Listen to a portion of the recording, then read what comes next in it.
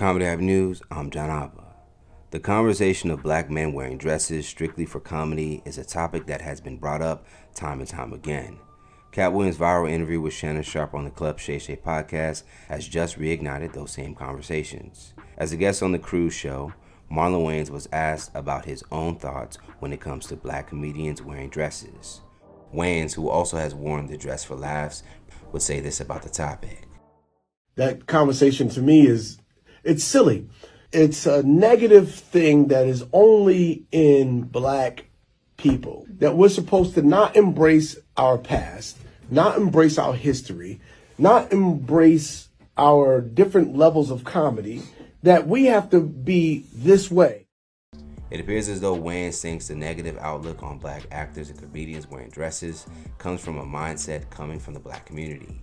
Wayans would then compare the negative outlook of some black audiences to positive outlook of some white audiences who have celebrated actors like Robin Williams or Dustin Hoffman for portraying women in their respective films. Robin Williams puts on a dress and is Mrs. Doubtfire. He gets nominated for an Oscar and white people think it's brilliant. When Dustin Hoffman puts on a dress in Tootsie and he wins an Oscar, he's labeled brilliant. When black people put on dresses, all of a sudden we're labeled something negative. And I'm like, we did White Chicks. That's a classic movie. Mm-hmm. It's a classic. I don't care what nobody says. That whole thing about, you put on a dress and you selling out, that is not an artist's mindset. When you're an artist, you go out and you create art. When these comments were made by Marlon, fans online would chime in with their own thoughts. One social media user under the Instagram comments on the Shade Room would write, "I don't believe wearing a dress for comedic purposes emasculates black men, but I do get tired of seeing men in general throwing on a wig and dress and then mocking black women to profit off of the exaggerated characters." Another would say, "But where were all these black folks at when the Wayans family did this type of comedy during In Living Color and Wayans Brother days? Because I recall us laughing with no problem then."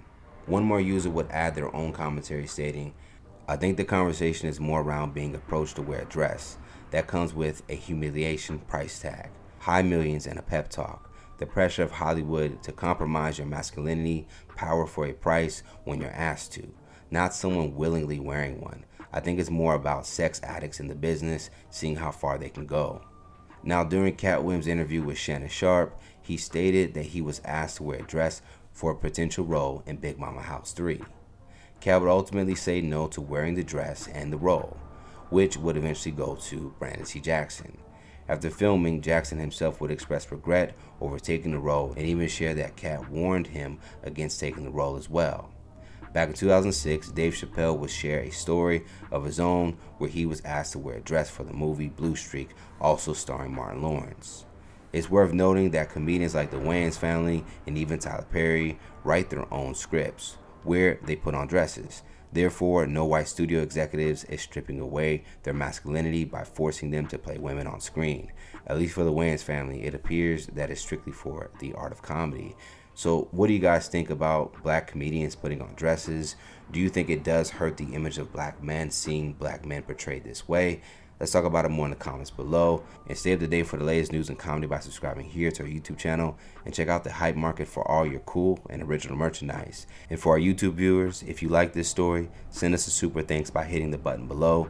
And you can tip us what you want to show your support. For Comedy Hype News, I'm John Abba.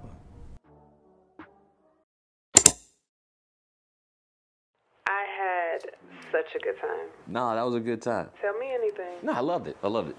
Oh, yo, so you and your homegirl coming through tonight, right? You got games? Yeah, of course I got games. Yeah, I just pulled this game off of the Hype Market. It's called Comedy Hype. Yeah, me and my cousin were playing it last week with the fam. Yo, we were rolling. Mm-hmm. No, you're gonna love it. It's a trivia game. Yes, yeah, we do points and everything. I mean, you need some help. You can need to redeem yourself anyway from that Spades tournament last week.